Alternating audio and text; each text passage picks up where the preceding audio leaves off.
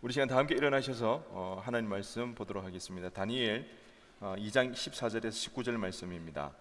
구약 성경 1233페이지 다니엘 2장 14절에서 19절 말씀입니다. 우리 한 절씩 교독하겠습니다. 그때 왕의 근위 대장 아리옥이 바벨론 지혜자들을 죽이러 나가매 다니엘이 명철하고 슬기로운 말로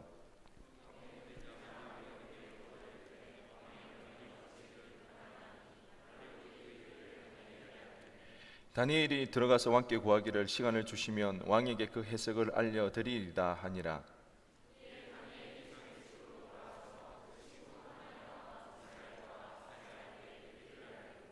하늘에 계신 하나님이 이 은밀한 일에 대하여 불쌍히 여기사 다니엘과 친구들이 바벨론의 다른 지혜자들과 함께 죽임을 당하지 않게 하시기를 그들로 하여금 구하게 하니라.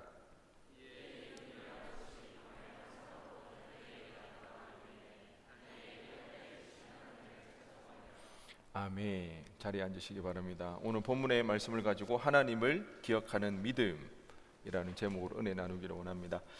신경과학자이자 소설가인 리사 제노바의 책 기억의 뇌과학이라는 책을 보면요, 인생에서 중요한 의미를 갖는 사실들과 순간들이 하나로 이어져 삶의 서사와 우리의 정체성을 이룬다. 기억이 있기에 우리는 스스로가 누구인지 어떤 사람으로 살아왔는지를 지각한다. 결국 우리의 기억이 참 중요하다는 거죠. 우리의 기억은 의미 있는 것들을 기억하게 되어지는데 그 의미 있는 기억들을 통하여서 삶의 서사가 이루어지고 우리의 정체성이 형성되어진다는 거죠. 그래서 내가 누구인지를 지각하고 자각할 때는 항상 우리가 작동하는 것이 과거의 일들을 기억한다는 거죠. 그 기억의 연속적인 그 사건을 통해서 내가 어떤 사람인지 그리고 나의 정체성이 무엇인지를 알게 된다는 것입니다. 이처럼 기억이라는 건 참 중요한데요, 이렇게 중요한 기억이지만 아이러니하게도요, 우리가 모든 것을 다 기억하지는 못합니다. 여러분, 작년 1년을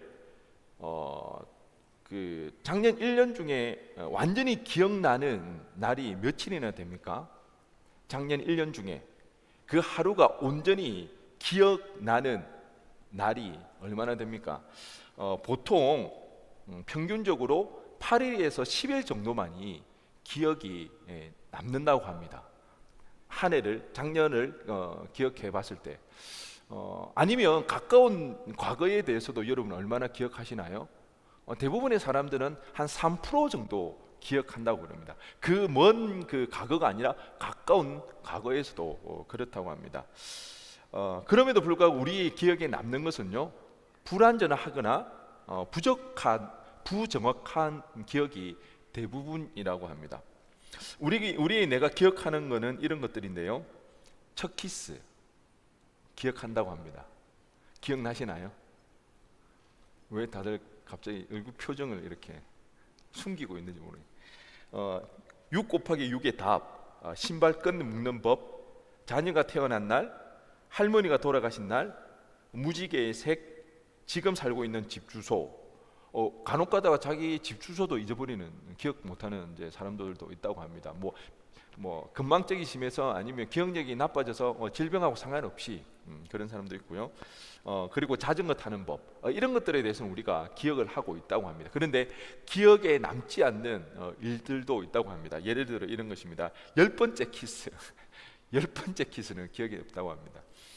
지난 수요일 저녁에 먹은 음식 메뉴, 그리고 휴대폰을 둔 곳, 우리 손에 들고 있으면 찾죠. 초등학교 5학년 때 담임 선생님 이름, 5분 전에 만난 사람 이름, 그리고 쓰레기 버려야 되는 날, 쓰레기 버리기를 깜빡하기도 하죠. 그리고 와이파이 그 패스워드, 이런 것들을 우리는 잘 기억하지 못하는 것입니다. 왜 어떤 일은 우리가 잘 기억하면서 동시에 어떤 일은 잘 기억하지 못할까요? 우리가 기억력이 나빠서 건망증이 심해서 사람이 하루에 우리가 평균 16시간 깨어 있다고 봤을 때에 우리의 그 감각 기관은요 57,600초 동안 계속해서 다양한 정보들을 받아들인다고 합니다. 그러니까 우리의 감각기관들은 하루 57,600초 18시간 동안 쉴 새 없이 정보들을 받아들이고 있는 셈이죠. 그러니까 우리의 감각기관들은 계속해서 작동하고 있는 셈입니다. 그런데도 불구하고 우리가 기억에 남는 것은 얼마 되지 않더라는 것입니다. 뭐 치매가 알츠하이머 같은 그 질병이 걸려서가 아니라 뇌의 작동 방법이 있기 때문입니다. 뇌는요,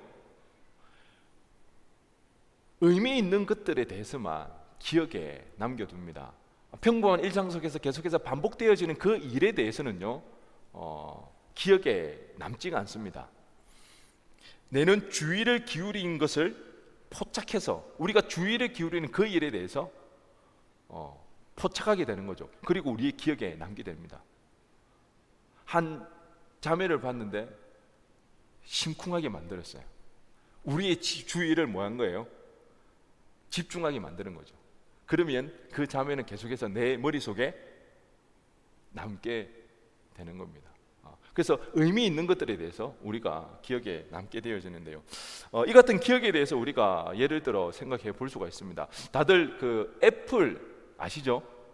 그리고 애플의 로고도 아시죠? 우리가 애플 유저가 아니라 할지라도 애플의 로고는 우리는 수도 없이 봐왔기 때문에 무엇인지는 알 수 있습니다. 그렇다면 지금 여러분의 머릿속에 그 애플 로고를 한번 그려보시기 바랍니다. 애플 로고, 제가 지금 뭐 여기에도 로고가 있고요, 제 핸드폰에도 있습니다. 하루에도 몇십 번씩 보고 있는 그 로고 그려지시나요? 인보면 안 그려져? 수도 없이 봐왔던. 그러면 여러분의 머릿속에 그렸던 그 애플 로고가 진짜 맞는지 한번 확인해 보도록 하겠습니다.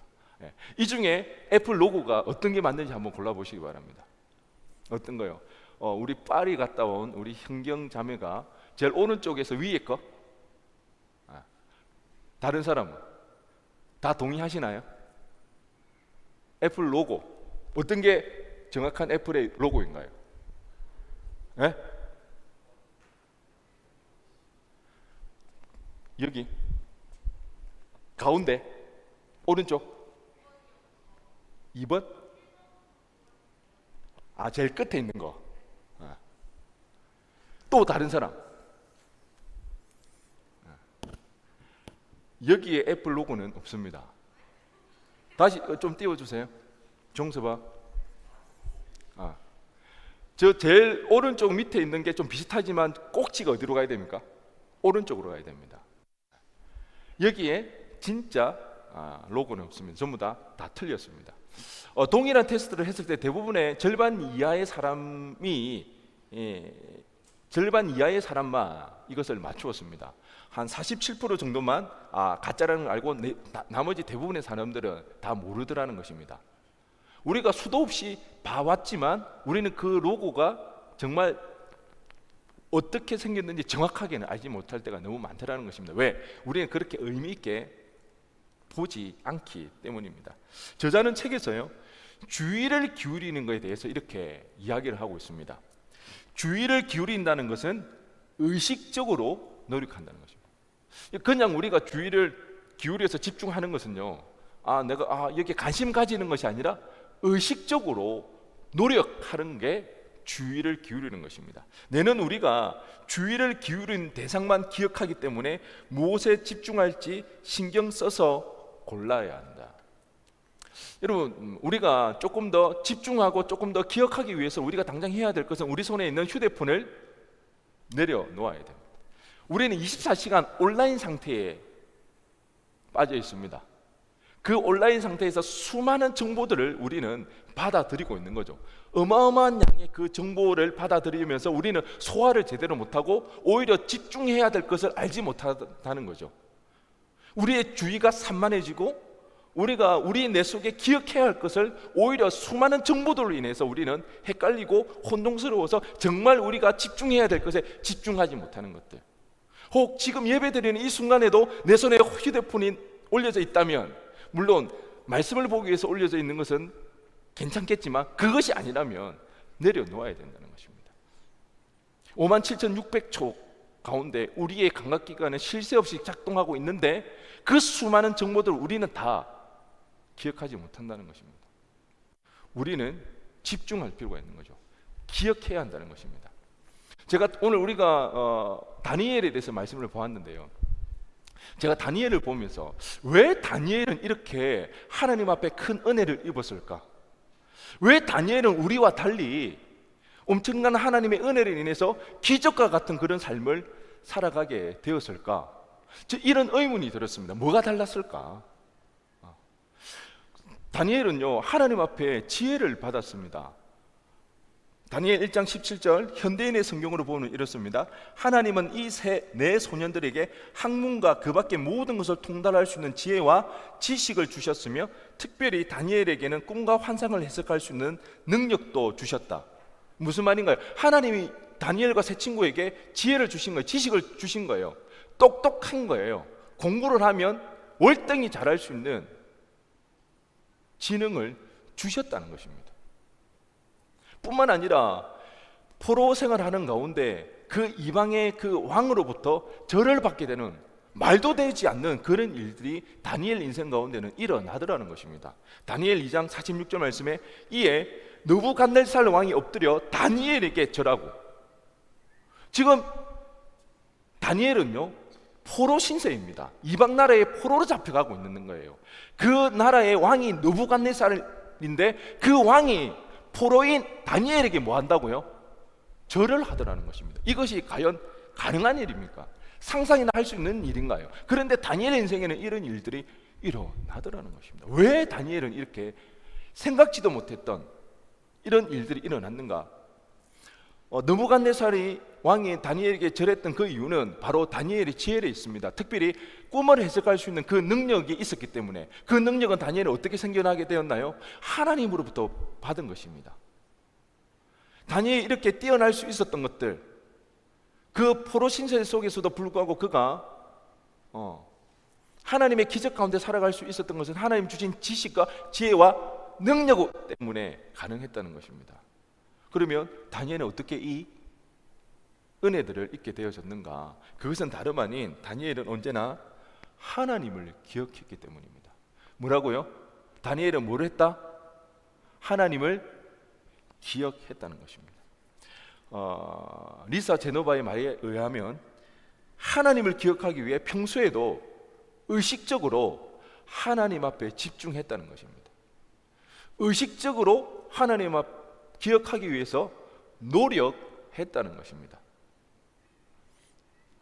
우리가 잘 아는 다니엘 이야기 있잖아요. 사자굴 속의 다니엘. 그 다니엘이 왜 사자굴 속에 빠지게 되었나요? 다리오 왕 시절이었죠. 그 다리오 왕 시절에 다니엘은 독보적인 존재가 되었습니다. 아무도 감히 다니엘을 따라갈 자가 없었던 거예요. 포로로 잡혀온 신세임에도 불구하고 뛰어난 능력으로 인해서 그렇게 되자 주변에 있는 많은 사람들이 다니엘을 시기하고 질투했습니다. 그리고 그를 함정에 빠뜨리려고 무진장 애를 쓰는데 아무리 다니엘의 약점을 찾아봐도 약점을 찾을 수가 없는 거죠. 그런데 단 한 가지 함정을 팔 수 있는 유일한 길은 다니엘이 기도를 하더라는 것입니다. 하루에 몇 번, 그것도 3번씩 창문을 열고 예루살렘을 향하여 기도하더라는 것입니다. 이것 외에는 함정을 팔 수 있는 허점을 다니엘에게서 찾을 수가 없었습니다. 그래서 총리와 고관들이 다리오 왕에게 아뢰입니다.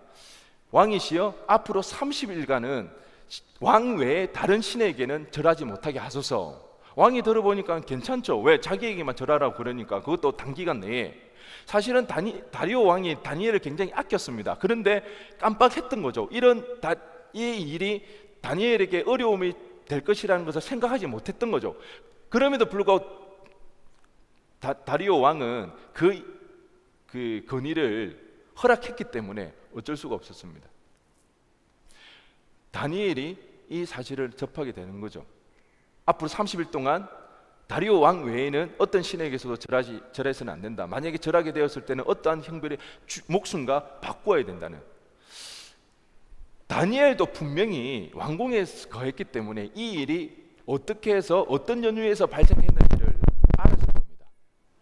자신을 함정에 몰아넣어서 해치기 위한 그런 계략이라는 것을 누구보다도 잘 알았다는 것입니다. 그런데 다니엘은 이런 함정에서요 피하지 않습니다. 그는 도리어 자신의 믿음 생활을 계속해서 영위해 나갑니다. 다니엘 6장 10절 말씀에 다니엘이 이 조서에 왕의 도장이 찍힌 것을 알고도 자기 집에 돌아가서는 윗방에 올라가 예루살렘을 향한 창문을 열고 전에 하던 대로 하루 3번씩 무릎을 꿇고 기도하며 그의 하나님께 감사하였더라. 여러분, 다니엘이 감사를 하고 있습니다. 도대체 어떻게 이해해야 될까요? 이런 상황에 처해 있는데도 불구하고 다니엘은 하나님께 감사하고 있다는 것입니다. 여기서 우리가 한 가지 느낄 수 있는 것은 다니엘에게 중요한 것은 출세가 아닙니다. 성공이 아닙니다. 왕궁에서 편안하게 사는 인생이 그의 삶의 목적이 아니라는 거죠. 이제는 다니엘의 삶의 이유는 하나님이더라는 것입니다.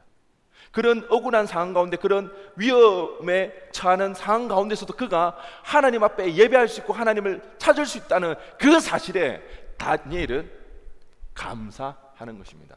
다니엘의 삶의 유일한 이유는 벌써 하나님이라는 것입니다. 물론 우리가 때로는 지혜가 필요합니다. 다니엘처럼 정면승부하는 게 절대적 기준일 수는 없습니다. 좀 지혜롭게, 그러면 그런 일이 일어나면 그 순간만 좀 모면할 수도 있잖아요. 기도하지 말라는 것이 아니라 창문 열고 다른 사람 다 볼 수 있도록 그렇게 하는 것이 아니라 창문 닫고 골방에 들어가서 기도할 수도 있잖아요. 그게 잘못된 게 아니잖아요. 어떤 것이 더 좋고 어떤 것이 더 나쁘다 우리는 말할 수 없습니다. 하지만 다니엘은 이때 정면 돌파를 합니다. 믿음의 진검승부를 벌이게 됩니다. 그는 굴하지 않고 드러내놓고 하나님 앞에 기도하는 것입니다. 우리도 직장생활 하다 보면 술 때문에 많은 스트레스 받잖아요. 그럴 때 있잖아요. 술자리에 가서 술을 어떻게 안 마실 것인가, 먹는 척하면서 흘리기 작전으로 들어갈 것인가, 아니면 대놓고 저는 술 못 마십니다. 어떻게 하든 상관이 없는 거잖아요. 그런데 다니엘은 그러지 않았습니다. 아예 드러내놓고 했습니다. 왜? 자신의 신앙에 대해서 도전하는 일인 것을 누구보다도 잘 알았기에 그는 정면승부를 거는 것입니다. 믿음의 진검승부에서 그는 하나님을 기억했습니다. 도망가지 않았습니다. 자신의 명예, 지위, 자신의 풍요로움, 안락함에 그는 기대지 않고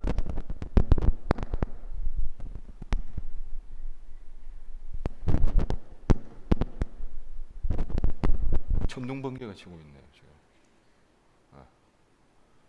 그가 하나님을 기억하며 나갑니다. 하나님을 기억하는. 다니엘에게는 하나님이 이미 그 어떤 것보다 중요한 존재가 되었습니다. 하나님 중심으로 살아가는. 설교 맨 처음에 제가 리사 제노바의 그 글을 인용했는데요. 인생에서 의미 있는 순간들이 삶의 서사와 정체성을 이루고 그 기억에 따라 스스로 누구인지를 자각하는 것처럼 다니엘이 자신의 인생을 되돌아봤을 때 그의 삶의 정체성, 그리고 자기가 누구인지를 자각할 때마다 늘 떠나지 않는, 없어서는 안 될 분이 누구였다? 다니엘에게는 하나님이었던 거죠. 그러니까 그 하나님을 떠나버린다, 하나님을 포기한다, 그 삶의 정체성을, 자신의 정체성을 포기하는 거고 자신을 부인하는 일이 되어지는 거죠. 의미 없는 인생이 되어지는 것입니다.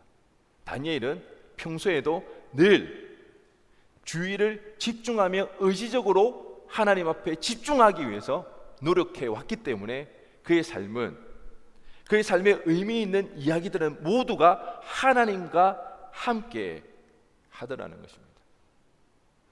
그러기에 그는 모든 것을 걸고 하나님을 지킬 수가 있었던 것입니다. 그러면 우리도 이 다니엘처럼 이렇게 하나님의 은혜를 잊기 위해서는 하나님을 기억할 필요가 있다는 것입니다. 우리의 인생에서, 우리의 삶에서 하나님을 기억하는 일이 참으로 중요한데요, 특별히 저는 여러분들이 두 가지 상황에서 하나님을 기억하기를 원합니다. 첫째는요, 한번 따라해 보시기 바랍니다. 성공 앞에서 하나님을 기억해야 합니다. 나라를 잃고 포로 생활을 하는 가운데 그들에게 어떤 소망이 있겠습니까? 어떤 희망이 있겠습니까? 포로민으로 살아갈 때 아무런 희망이 없습니다. 그럼에도 불구하고 이 다니엘은요, 자신의 상황 가운데 할 수 있는 열심을 다했습니다. 최선을 다했습니다. 그러다가 결국 그들에게도 기회가 왔습니다. 느부갓네살 왕이 이스라엘 백성 중에 몇몇을 골라서 자신의 궁에서 함께 지내기를 원했습니다. 그랬을 때 조건이 있었는데요. 다니엘 1장 4절 말씀을 현대인 성경으로 보면 신체적인 결함이 없고 잘생겼으며 지능지수가 높고 다방면의 지식을 가졌고 이해력이 빠르고 왕궁에서 섬길 자격이 있는 소년들을 데려오게 하여 그들에게 바빌로니아 말과 학문을 가르치게 하였다. 신체적 결함이 없어야 합니다. 지능지수가 높아야 합니다. 그리고 충분히 바벨로니아 학문을 배울 수 있는 그런 지식이 있어야 된다는 거죠. 그러니까 이런 실력을 갖출 수 있도록 다니엘은 어려운 상황 가운데서도 최선을 다해서 준비해 오고 있더라는 것입니다. 준비된 자에게 기회가 왔을 때 그 기회가 자신의 꿈을 이룰 수 있는 시간이 되어질 수가 있더라는 것입니다. 포로 신분에서 왕궁에서 지낼 수 있다. 아마 그 포로 잡혀갔던 사람들 중에 가장 편안하게, 그리고 어떻게 보면 출세한 인생이 될 수 있는 그런 상황이 되었다는 거죠. 그런데 그때 다니엘은요, 너무 뜻밖에도 엉뚱한 결단을 하고 있습니다. 우리가 잘 아는 다니엘 1장 8절 말씀에 다니엘은 뜻을 정하여 왕의 음식과 그가 마시는 포도주로 자기를 더럽히지 아니하리라 하고 자기를 더럽히지 아니하도록 환관장에게 구하니, 왕이 그들에게 음식과 포도주를 줍니다. 이거는요, 왕이 주는 거는 특산품이고 이거는 하사품입니다. 왕의 특사품을 받는다는 것은 굉장한 특권이죠. 지금도 보니까 대통령 시계라는 게 있더라고요. 대통령 시계, 그 당근에도 뜨더라고요. 막 대팔고 그러는데, 오늘의 사회에도 대통령 로고가 찍혀 있는 그것이 어느 정도 가치가 있는데, 그 당시에 왕으로부터 뭔가를 받을 수 있다, 왕의 음식을 하사했다, 굉장한 특권이죠. 그리고 하사품인데 이것을 거절한다? 그것도 포로 주제에 목숨 거는 일입니다. 왕의 말을 함부로 거역하고 거절할 수가 없다는 것입니다. 그런데 지금 다니엘은요, 지금 자신이 원하고 자신이 바라는, 어떻게 보면 사람들이 부러워할 만한 그 인생 바로 앞에 왔습니다. 이제 조금만 더 나아가면 그는 모두가 부러워할 만한 출세한 삶을 살아갈 수가 있는 그 상황이 됐던 것이죠. 그런데도 너무나도 엉뚱하게 그는 결단을 하게 됩니다. 왕의 음식과 왕의 포도주를 마시지 않겠노라고. 그런데 또 바벨로니아 학문은 배웁니다. 그럼 도대체 왜 음식과 포도주는 마시지 않는가? 우리가 흔히 생각하듯이 음식 규례를 지키기 위하여서 우상에게 드려졌던 그 제물을 먹음으로써 자신도 몸이 더러워질까 봐, 그 음식 규례를 지키기 위한 그 내용은 아닌 것 같아요. 피에 대한 급이 사항을 지키기 위하여서, 아니면 건강을 위해서 채식주의자가 되기 위하여서, 아니요, 이런 내용도 아닌 것 같습니다. 자기의 몸을 더럽히지 않는다는 것, 이 음식이라는 단어는요, 히브리어로 파트바그입니다. 파트바그. 다니엘서에 나오는 굉장히 희귀한 단어입니다. 11장 16절에도 딱 한 번 더 등장하는데요, 11장의 맥락을 통해서 알 수 있는 이 파트바그는요, 왕의 식탁에서 왕이 하사하는 음식입니다. 그래서 그 음식을 먹을 때에 그 왕과 신하들 관계에는 언약이 체결되어집니다. 왕의 음식을 받아 먹었던 신하들은 왕에게 충성을 맹세하는 것입니다. 앞으로 왕을 위해서 내 목숨을 바치겠다고. 그러니까 파트바그를 받아 먹는다는 것은 오직 왕을 위해서 내가 살겠다, 충성을 다짐하는 그런 의미가 내포되어 있다는 것입니다. 그런데 다니엘은 어떻습니까? 자신에게 왕은 오로지 누구입니까? 여호와 하나님보다 더 충성스럽게 섬길 왕은 다니엘에게는 있을 수가 없더라는 거죠. 그러기에 그는 이 음식을 통하여서 하나님을 배신할 수 없다, 배반자가 될 수 없다, 그런 의미로 먹지 않기를 결단하게 되어지는 것입니다. 여러분 같으면 어떻게 하겠나요? 이제 자기가 꿈꾸고 자기가 바라는 목표하는 지점이 거의 다 달았어요. 눈 딱 한번 감고 먹으면 어떻게 되나요? 성공하는 거예요. 내가 원하는 대로 살아갈 수가 있는 거예요. 포로민 주제에 왕궁에서 인정받으며 살 수 있는 기회가 한두 번 오겠어요? 그런데 그 중요한 그 순간에 다니엘은 하나님을 기억하는 겁니다. 하나님을 기억하는 거예요. 스탑하는 거예요. 멈출 수 있는 거예요.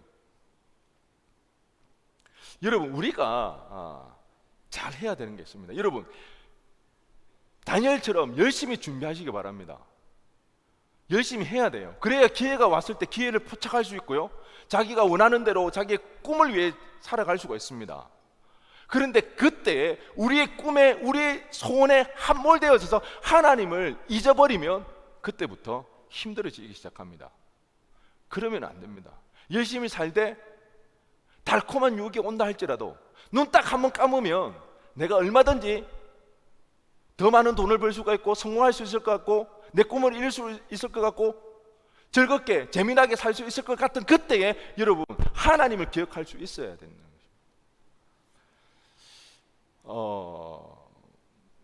이제 우리가 어느 정도 현실도 파악하고요, 그리고 양심이 있기 때문에 우리가 뭐 세상의 주인공이 되게 해달라고 뭐 스티브 잡스 같은 뭐 BTS 같은 그런 영향력이 있게 해달라고 기도하지는 않죠. 아직도 그렇게 기도할 수는 있죠. 그런데 어느 정도 우리가 이제 양심도 있고 눈치도 있으니까 그렇게는 기도하지 않습니다. 세상의 주인공이 되고자 하는 그런 마음은 뭐 우리는 이미 내려놨습니다. 뭐 그거는 아무나 하고 싶다고 해서 할 수 있는 일이 아니니까. 그런데 여전히 우리가 내려놓지 못하는 게 뭔지 아세요, 여러분? 내 인생의 주인공이 되고자 하는 것은 내려놓지 못하더라는 것입니다. 세상의 주인공이 되는 것에 대해서는 우리가 포기했지만 내 인생에 대해서 스스로 주인공이 되려고 하는 그것은 포기하지 못하더라는 것입니다. 여러분, 우리 인생의 주인공은 누구여야 합니까? 우리 인생의 주인공은 누구여야 합니까? 하나님입니다. 하나님. 여러분, 착각하면 안 돼요. 내 인생의 주인공이 내가 돼서 내가 하고 싶은 대로 내가 원하는 대로 살아가면 안 되는 거예요. 내 좋을 대로 살아가서는 안 됩니다. 여러분, 내가 원하는 대로 살 수도 없어요. 여러분 뜻대로 된 게 얼마나 있어요? 여러분의 인생이 여러분이 주인인 줄 알고 여러분 주인공처럼 그렇게 살아왔을 때 여러분 뜻대로 되는 일이 얼마나 있던가요? 사단은 이렇게 교묘하게 우리를 유혹해 옵니다. 접근해 옵니다. 그래, 너 세상의 주인공이 되지 마라. 그렇지만 내 인생의 주인공은 너다. 세상이 끊임없이 하는 이야기가 그거잖아요. 네 인생의 주인공은 누구다? 너 자신이다. 내가 지금 느끼고 네가 누릴 수 있는 것들을 행하라고. 아니요, 우리 인생의 주인공은 누구다? 하나님이라는 거예요. 여러분의 꿈을 향해 막 달려가는 거예요. 주일 시험 준비해야 되는데 지금 조금 더 공부하며 지금 조금 더 내가 일을 하게 되면 돈을 더 벌게 될 수가 있을 텐데, 내가 이만큼 수고했으니까 고생했으니까 이제 주일 빼먹고 이제 여행 좀 다녀오면 내가 삶을 좀 누릴 수 있을 것 같은데, 여러분 성공이 여러분 눈앞에 다가왔을 때 큰 성공이 아니더라 할지라도 여러분이 원하는 그 삶이 여러분 삶 가운데 펼쳐졌을 때 그때 여러분 조심해야 되는 거예요. 그때 여러분의 인생의 주인공이 누구다? 하나님을 기억할 수 있어야 됐다는 것입니다. 그렇지 않으면 믿음 생활이 어려워집니다. 다니엘은 눈 한번 딱 감으면 평탄하게 무난하게 살아갈 수 있는 그 순간 괜히 일 복잡하게 만듭니다. 모든 지금까지 자기가 가지고 있던 모든 것들을 다 놓쳐버려요. 다니엘이 거기에 선발되기 위해서 얼마나 애를 썼겠어요. 오늘날로 치면 진짜 탑 클래스 대학 들어가는 거잖아요. 어릴 때부터 딱 거기에 뽑힌 사람이 3명, 4명이잖아요. 다니엘과 그 친구 3명. 그 우리나라에서 4등 하는 거예요. 그 4등 안에 들기 위해서 얼마나 애를 썼겠어요. 이제 왕에게 잘 보이기만 하면 됩니다. 그런데 그때 다니엘은 결단하는 거예요. 마시장 험한 말 나오려고 하는, 제정신이 아닌 거잖아요. 이거는 그거 별일도 아닌 일인데. 그런데 이때 하나님의 역사가 일어나더라는 겁니다. 그가 믿음으로 결단하며 그가 하나님만을 오로지 기억하며 하나님을 선택하고 나아갔을 때에 하나님께서 부어주시는 게 있더라는 것입니다. 여러분, 다니엘서 1장 17절 말씀 한번 보도록 하겠습니다. 다니엘 1장 17절 우리 다 함께 읽겠습니다. 시작.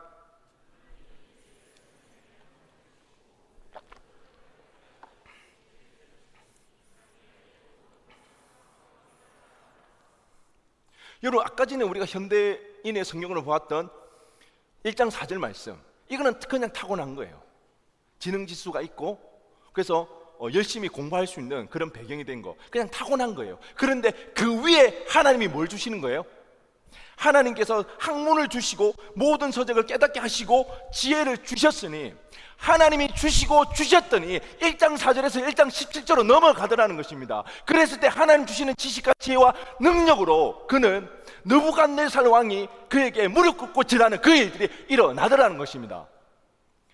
믿음의 삶은 바로 이런 것입니다. 여러분, 예수 믿으면서 세상 가운데 살아가는 게 쉬워요, 어려워요? 예수 믿으면서 세상에 성공할 수 있습니까, 없습니까? 하나님 뜻 가지고 살아갈 때 세상 가운데 과연 성공하기 쉬운가요? 늘 우리의 고민이 그거잖아요. 불의한 세상, 공정하지 못한 세상, 그 속에서 하나님 예수 믿는 사람으로서 하나님의 뜻을 지키며 살아가는 것이 성공하는 일에 내 꿈을 이루는데 얼마나 많이 힘들고 어려운가요? 그렇기 때문에 우리 믿는 자들은 세상 가운데 성공하기 위해서 내 꿈을 이루기 위해서 내 힘으로 내 노력으로는 안 되더라는 것입니다. 1장 4절에서 멈춰서는 안 된다는 것입니다. 물론 내가 가지고 있는 것에서 최선을 다해 열심히 노력하고 준비하셔요. 그런데 그때 결단하시기 바랍니다. 혹 하나님을 떠나거나 하나님을 부인할 수 있는 그 상황 가운데 우리는 결단해야 되는 것입니다. 하나님을 기억해야 된다는 것입니다. 그럴 때 그 이후 모든 것을 포기하고 모든 것을 잃어버릴 각오를 가지고 하나님을 기억하며 하나님을 선택하며 나갈 때 그때 하나님의 하나님의 역사가 일어나더라는 것입니다. 1장 4절에서 1장 17절의 말씀으로 하나님이 주시고 하나님이 주셨더라. 하나님 주시는 힘, 하나님 주시는 능력, 그 은혜에 힘입어 우리는 세상 가운데 살아가야 되는 것입니다. 여러분, 언제까지 여러분의 노력으로, 여러분의 열심으로만 살아가겠습니까? 그러다 보니까 세상 가운데 지치는 거예요. 힘든 거예요. 예수 믿는 자로서 그리스도인으로서 세상 가운데 그들과 동등하게 경쟁하기에는 우리에게 너무 힘든 거예요. 왜? 불의한 세상이니까, 하나님 알지 못하니까, 공정하지 못한 세상이니까. 그러기에 그리스도인으로 우리가 살아가기 위해서는 하나님 주신 힘이 있어야 되는 것입니다. 할렐루야. 하나님 주신 능력으로 살아가야 된다는 것입니다. 그러기 위해서 여러분 꿈을 향해 달려갈 때에, 여러분의 소원하는 바를 위해서 살아갈 때에 하나님을 부인하고 하나님을 떠나게 되는 그 결정적인 순간에 여러분 하나님을 기억하시기 바랍니다. 하나님을 떠올리시기 바랍니다. 하나님을 찾으시고 믿음의 진검승부 앞에서 결단하시고 하나님을 선택하시기 바랍니다. 그리고 그 이후에 우리의 삶을 하나님께서 어떻게 책임져 주시는가, 하나님 주시는 힘으로, 하나님의 주시는 능력으로 하나님의 은혜에 힘입어 살아가는 저와 여러분 되어지기를 주님의 이름으로 간절히 축원드립니다. 아멘. 우리가 하나님을 기억해야 하는 두 번째 상황이 있습니다. 한번 따라해 보시기 바랍니다. 위기 앞에서 우리는 위기 앞에서 하나님을 기억해야 하는 믿음이 있어야 됩니다. 오늘 본문에서 다니엘과 세 친구는요, 죽음의 위기 속에 처해 있습니다. 바벨론 왕이었던 느부갓네살 왕이요, 하루는 꿈을 꿉니다. 근데 꿈을 꾸는데 이 꿈이 너무 징조가 안 좋은 거예요. 그러면 보통 이 의미가 어떻게 되는지 물어보기 위해서는 어떻게 해야 됩니까? 내가 이러이러한 꿈을 꿨는데 어떤 의미가 있는가 들어봐야 되잖아요. 근데 느부갓네살 왕은 이제 좀 똑똑했던 것 같아요. 내가 꿈을 이야기해주면 막 이리저리 맞춰가지고 이상한 해석을 할 거라 생각을 하고는 꿈을 이야기를 안 해주는 거예요. 그래서 그 땅에 있는 모든 마술사, 마법사, 점성가를 다 불을 모읍니다. 그리고는 내가 꿈꿈이 무엇이고 그 의미가 무엇인지를 밝혀내라. 그러지 않으면 너희들 다 죽이겠다고. 근데 그 꿈을 알아맞힐 사람은 세상에 어디 있나요? 여러분, 어젯밤 제가 무슨 꿈 꾸었는지 혹시 아시겠나요? 어떤 건 꾸고 오늘 이렇게 예배드리러 왔을까요? 못 맞추면 다 죽는 거예요. 지금 다니엘도 거기에 포함된 거예요. 너무 기가 막힌 상황 아니에요? 그리고 정작 오늘 본문을 보니까요, 그런 일이 있었는지도 모르고 그냥 있는데 누군가 자기를 찾으러 왔어. 그리고 너는 이제 죽어야 돼, 이렇게 이야기하는 거예요. 말도 안 되는 그런 상황이 일어나는 거예요. 자기가 잘못한 일이, 자기가 잘못한 것 때문에 죽는 게 아니에요. 자기와는 아무런 상관이 없는 거예요. 억울할 법하다는 것입니다. 힘들고 어려울 때 우리는 뭐 해야 됩니까? 어려움이 닥쳐왔을 때, 어려울 때, 힘들 때 우리는 뭐 해야 되나요? 해야죠. 기도해야 하는 게 너무 당연하잖아요. 그런데 이 너무나도 당연한 것을 당연하게 하는 것이 매우 어렵더라는 것입니다. 기도하는 거 당연하잖아요. 근데 이 당연한 것을 당연하게 하기가 좀처럼 쉽지 않더라는 것입니다. 억울한 일을 당했을 때 우리는 제일 먼저 뭐가 우리 가운데 어떤 마음들이 일어날까요? 내가 안 그랬는데, 여러분 자기가 잘못 아무것도 안 했는데 여러분 직장에서 쫓겨난다 생각해 보세요. 그러면 하나님 앞에 와서 새벽 기도 나서 기도하시나요? 화가 나가지고 주체가 안 되겠죠. 여러분 잘못이 전혀 아닌데 여러분 학교에서 퇴학당한다고 생각해 보세요. 내가 그동안 그렇게 애를 써가지고 힘들게 들어간 학교인데 나하고 아무런 상관이 없는데도 내가 퇴학을 당한다? 화가 치밀어 올라서 견디지 못한다는 거예요. 그런 상황에서 기도가 되겠나요? 내가 아무리 애를 쓰고 수고를 해도 내 노력과 내 힘으로는 지금 있는 상황들을 타개할 수 없고 해결할 수 없는 그런 상황에서 여러분 우리가 기도할 수 있겠나요? 기도가 될까요? 잘 안 됩니다. 기도해야 하는 건 맞지만 그럴 때 우리는 기도하기가 쉽지 않더라는 것입니다. 그런데 오늘 다니엘은 기도를 하는 것입니다. 하나님을 기억하더라는 것입니다. 아무것도 자기가 할 수 없는 상황에 기도한다고 해서 이 문제가 해결될 거라는 보장도 없지만 그는 자신의 감정에 휘둘리지 않고 자포자기하지 않고 그는 하나님을 기억했습니다. 그리고 하나님 앞에 매달렸습니다.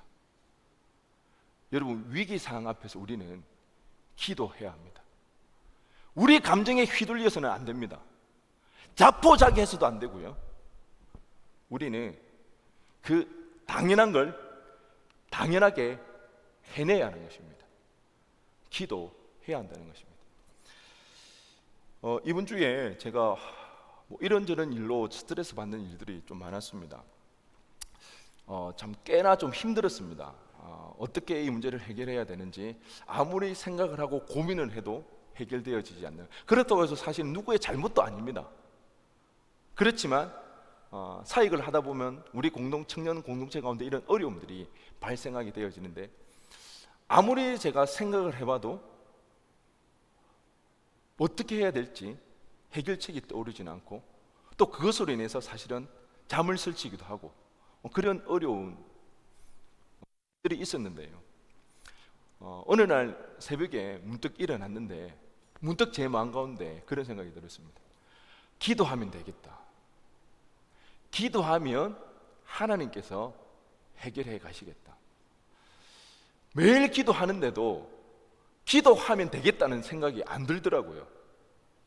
물론 기도하면서도 기도하면 되겠지 이 마음이 안 들더라고요. 제 머리 가지고 계속해서 그 문제를 한번 풀어보려고 무던히도 애를 썼던 것 같습니다. 큰 어려움이 닥쳐오면 그 문제 앞에 서게 되면 그 문제에 압도되어져 버려서 우리는 어떻게 하면 이 문제를 풀어나갈 수 있을까, 이 난간을 헤쳐나갈 수 있을까, 그 문제를 해결하는 데 초점을 맞추고 오히려 하나님을 찾는 거에 놓칠 수가 있더라는 것입니다. 그날 새벽에 기도하면 되겠다, 그 마음이 들고는 제 마음에 안정을 찾았습니다. 그리고 기도하고 있습니다. 여러분, 믿음이 다른 게 믿음이 아닙니다. 한번 따라해 보겠습니다. 기도할 수 있는 게 믿음이다. 기도할 수 있는 게 믿음이다. 기도하시면 믿음이 됩니다. 제가 예배 가지장 교육을 할 때 이런 이야기를 했습니다. 우리 공동체 가운데 기적이 일어나고 있다고. 뭐 하늘에서 금이 떨어지거나 뭐 갑자기 시험 점수가 올라가지고 뭐 취업을 하게 되는 이런 기적이 아니라,